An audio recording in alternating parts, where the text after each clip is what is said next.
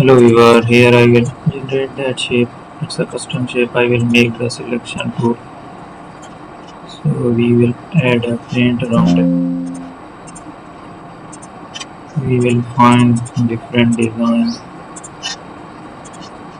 Add a color there. We will use these shapes.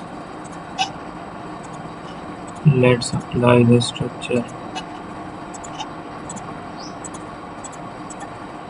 So there we will find another design. That it is. We'll add it into the center here. So remove the selection.